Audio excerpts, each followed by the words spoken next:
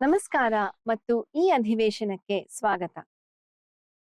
Hair ಬ್ರೇಡಿಂಗ್ ಎನ್ನುವುದು ಅಲಂಕಾರಿಕ ಮಾದರಿಗಳನ್ನು ರಚಿಸಲು ಕೂದಲಿನ ಎಳೆಗಳನ್ನು ಹೆಣೆಯುವ ತಂತ್ರವಾಗಿದೆ.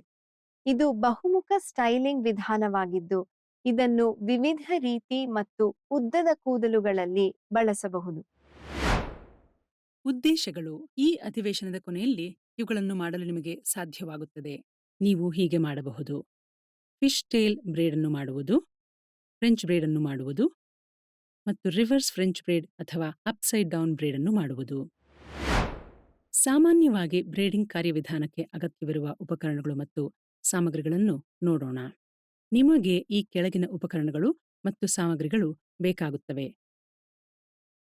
ಬಾಚಣಿಗೆ, ಬ್ರಷ್, ಹೇರ್ ಕ್ಲಿಪ್ಗಳು, ಹೇರ್ ಬ್ಯಾಂಡ್, ಕೂದಲು ಪರಿಕರಗಳು, ಹೇರ್ ಜೆಲ್ ಅಥವಾ ವ್ಯಾಕ್ಸ್ ಮತ್ತು ಸೀರಮ್.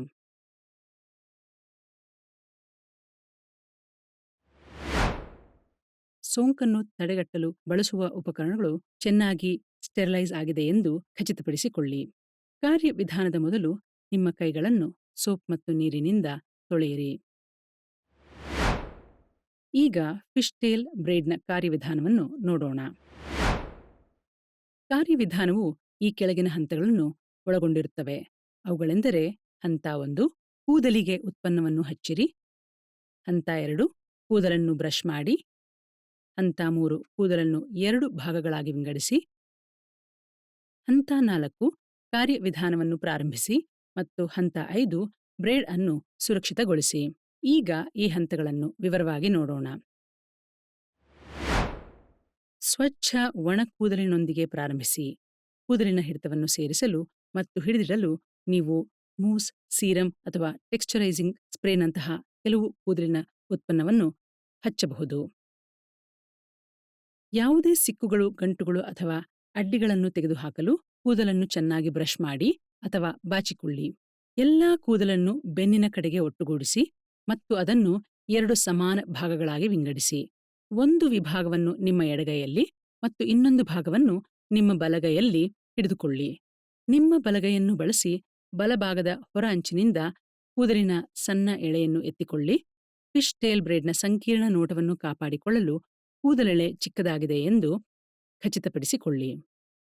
ಹಿಂದಿನ ಹಂತದಲ್ಲಿ ನೀವು ಎತ್ತಿಕೊಂಡ ಕೂದಲಿನ ಚಿಕ್ಕ ಎಳೆಯನ್ನು ಬಲಭಾಗದ ಮೇಲೆ ತಂದು ಎಡಭಾಗದೊಂದಿಗೆ ಸೇರಿಸಿ. ಈ ಹಂತದಲ್ಲಿ ಕೂದಲಿನ ಸಣ್ಣ ಎಳೆಯು ಈಗ ಎಡ ವಿಭಾಗದ ಭಾಗವಾಗಿರಬೇಕು ಮತ್ತು ಬಲಭಾಗವು ಸ್ವಲ್ಪ ತೆಳುವಾಗಿರಬೇಕು. ಈಗ ಕೈ ಬದಲಿಸಿ ಮತ್ತು ಪ್ರಕ್ರಿಯೆಯನ್ನು ಪುನರಾವರ್ತಿಸಿ. ನಿಮ್ಮ ಎಡಗೈಯನ್ನು ಬಳಸಿ ಎಡಭಾಗದ ಹೊರ ಅಂಚಿನಿಂದ ಕೂದಲಿನ ಸಣ್ಣ ಎಳೆಯನ್ನು ಎತ್ತಿಕೊಳ್ಳಿ. ಹಿಂದಿನ ಹಂತದಲ್ಲಿ ನೀವು ಎತ್ತಿಕೊಂಡ ಕೂದಲಿನ ಚಿಕ್ಕ ಎಳೆಯನ್ನು ಎಡಭಾಗದ ಮೇಲೆ ತಂದು ಅದನ್ನು ಬಲಭಾಗದೊಂದಿಗೆ ಸೇರಿಸಿ.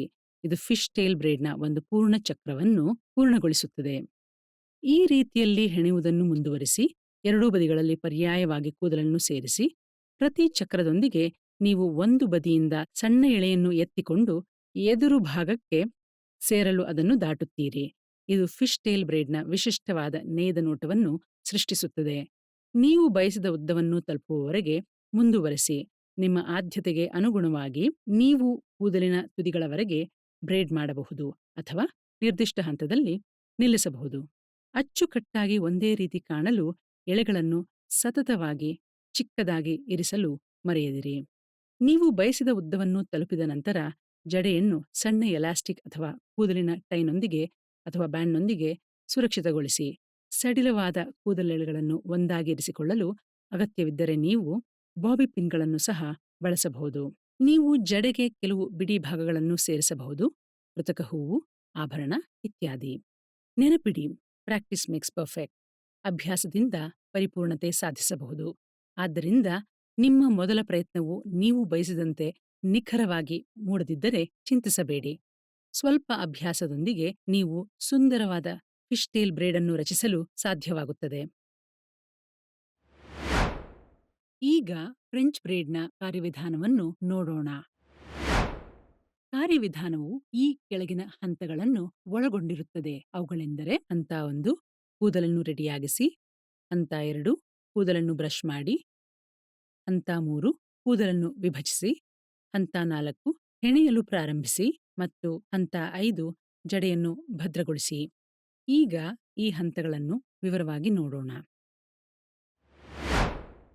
ಕೂದಲು ಸ್ವಚ್ಛವಾಗಿದೆ ಎಂದು ಖಚಿತಪಡಿಸಿಕೊಳ್ಳಿ. ಉತ್ತಮ ಹಿಡಿತಕ್ಕಾಗಿ ಸಣ್ಣ ಪ್ರಮಾಣದ ಸ್ಟೈಲಿಂಗ್ ಉತ್ಪನ್ನ ಅಥವಾ ಹೇರ್ ಸ್ಪ್ರೇಯನ್ನು ಹಚ್ಚಿ. ಯಾವುದೇ ಸಿಕ್ಕುಗಳನ್ನು ತೆಗೆಯಲು ಗ್ರಾಹಕರ ಕೂದಲನ್ನು ಬ್ರಷ್ ಮಾಡಿ. ಅದು ನಯವಾಗಿ ಮತ್ತು ಗಂಟುಗಳು ಅಥವಾ ಸಿಕ್ಕುಗಳಿಂದ ಮುಕ್ತವಾಗಿದೆ ಎಂದು ಖಚಿತಪಡಿಸಿಕೊಳ್ಳಿ.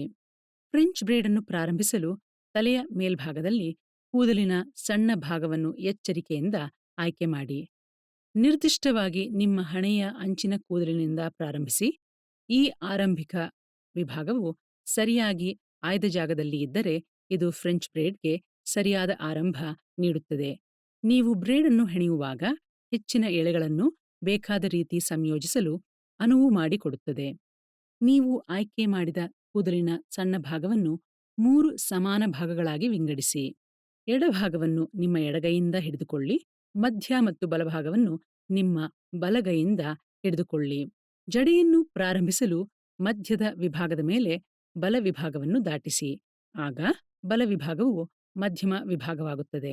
ನಂತರ ಮಧ್ಯಮ ವಿಭಾಗದ ಮೇಲೆ ಎಡಭಾಗವನ್ನು ದಾಟಿಸಿ. ಆಗ ಎಡ ವಿಭಾಗವು ಹೊಸ ಮಧ್ಯಮ ವಿಭಾಗವಾಗುತ್ತದೆ. ಮೂಲಭೂತವಾಗಿ ನೀವು ಬಲ ಮತ್ತು ಎಡ ವಿಭಾಗಗಳ ಸ್ಥಾನಗಳನ್ನು ಮಧ್ಯದ ವಿಭಾಗದಲ್ಲಿ ದಾಟುವ ಮೂಲಕ ಬದಲಾಯಿಸುತ್ತಿದ್ದೀರಿ. ಆರಂಭದ ಹೆಣಿಗೆ ಪೂರ್ಣಗೊಳಿಸಿದ ನಂತರ ಜಡೆಗೆ ಇನ್ನಷ್ಟು ಕೂದಲನ್ನು ಸೇರಿಸಿ. ನೀವು ಮಧ್ಯದಲ್ಲಿ ಬಲಭಾಗವನ್ನು ದಾಟಿದಾಗ ತಲೆಯ ಬಲಭಾಗದಿಂದ ಕೂದಲಿನ ಒಂದು ಸಣ್ಣ ಭಾಗವನ್ನು ಸಂಗ್ರಹಿಸಿ. ಅದನ್ನು ಬಲಭಾಗಕ್ಕೆ ಸೇರಿಸಿ.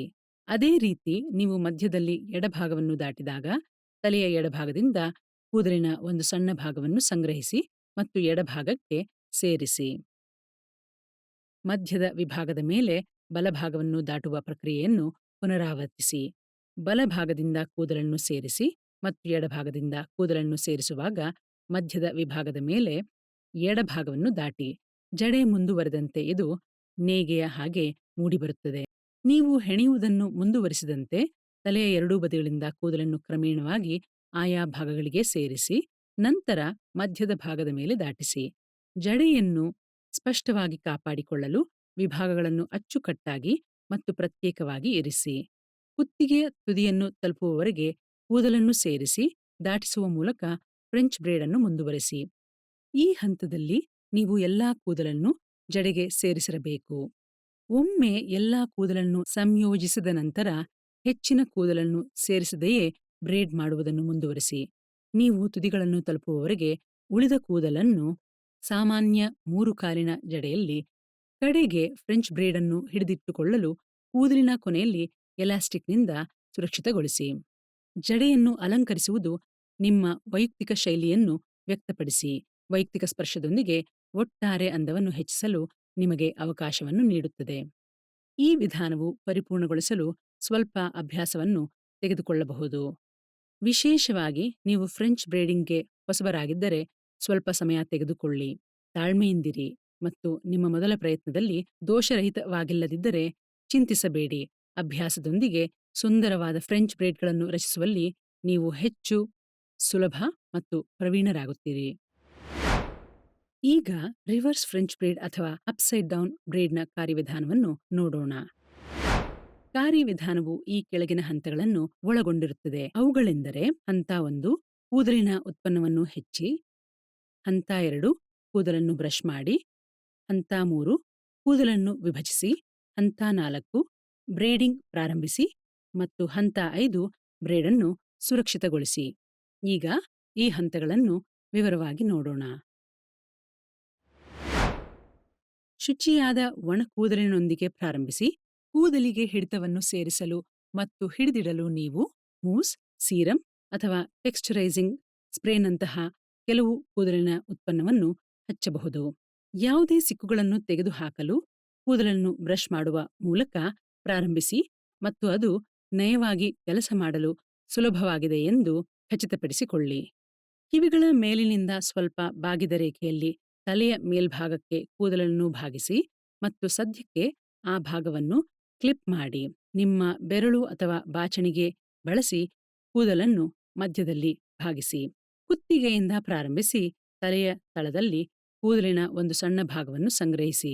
ಅದನ್ನು 3 ಸಮಾನ ವಿಭಾಗಗಳಾಗಿ ವಿಂಗಡಿಸಿ: ಎಡ, ಮಧ್ಯ ಮತ್ತು ಬಲ. ಮಧ್ಯದ ವಿಭಾಗದ ಮೇಲೆ ಬಲ ವಿಭಾಗವನ್ನು ದಾಟಿಸಿ, ನಂತರ ಮಧ್ಯದ ವಿಭಾಗದ ಮೇಲೆ ಎಡಭಾಗವನ್ನು ದಾಟಿಸಿ. ಇದು ಜಡೆಗೆ ಆರಂಭ ನೀಡುತ್ತದೆ. ನೀವು ಹೆಣೆಯುವುದನ್ನು ಮುಂದುವರಿಸಿದಂತೆ ಮಧ್ಯದ ಭಾಗದ ಮೇಲೆ ಅವುಗಳನ್ನು ದಾಟುವ ಮೊದಲು ಹೊರಭಾಗಗಳಿಗೆ ಕೂದಲಿನ ಹೊಸ ಭಾಗಗಳನ್ನು ಸೇರಿಸಿ. ಇದಕ್ಕೆ ತಲೆಯ ಎಡಭಾಗದಿಂದ ಕುತ್ತಿಗೆಯ ಬಳಿ ಕೂದಲಿನ ಒಂದು ಸಣ್ಣ ಭಾಗವನ್ನು ತೆಗೆದುಕೊಂಡು ಅದನ್ನು ಜಡೆಯ ಎಡಭಾಗಕ್ಕೆ ಸೇರಿಸಿ.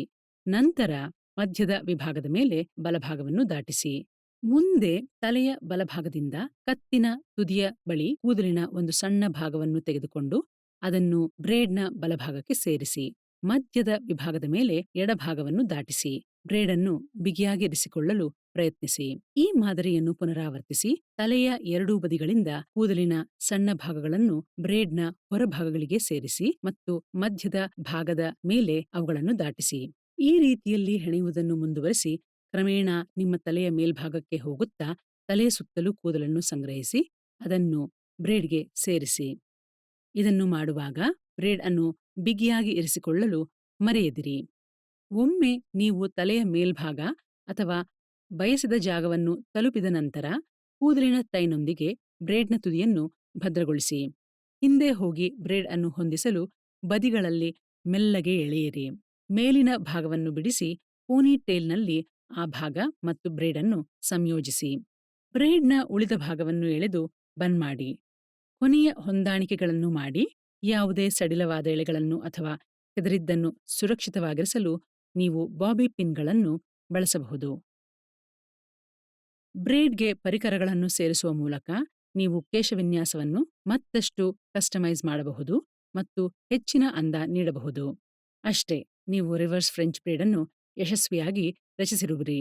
ನಿಮ್ಮ ಸೊಗಸಾದ ಕೇಶವಿನ್ಯಾಸವನ್ನು ಆನಂದಿಸಿ. ಇದು ನಮ್ಮನ್ನು ಈ ಅಧಿವೇಶನದ ಅಂತ್ಯಕ್ಕೆ ತರುತ್ತದೆ. ಈ ಅಧಿವೇಶನದಲ್ಲಿ ನಾವು ಇವನ್ನು ಮಾಡುವ ವಿಧಾನವನ್ನು ಕಲಿತಿದ್ದೇವೆ: ಫಿಶ್ಟೇಲ್ ಬ್ರೇಡ್ ಅನ್ನು ಮಾಡುವ ವಿಧಾನ, ಫ್ರೆಂಚ್ ಬ್ರೇಡ್ ಅನ್ನು ಮಾಡುವ ವಿಧಾನ ಮತ್ತು ರಿವರ್ಸ್ ಫ್ರೆಂಚ್ ಬ್ರೇಡ್ ಅಥವಾ ಅಪ್ಸೈಡ್ ಡೌನ್ ಬ್ರೇಡ್ ಅನ್ನು ಮಾಡುವ ವಿಧಾನ. ವೀಕ್ಷಿಸಿದ್ದಕ್ಕಾಗಿ ಧನ್ಯವಾದಗಳು. ಮುಂದಿನ ಅಧಿವೇಶನದಲ್ಲಿ ಭೇಟಿಯಾಗೋಣ.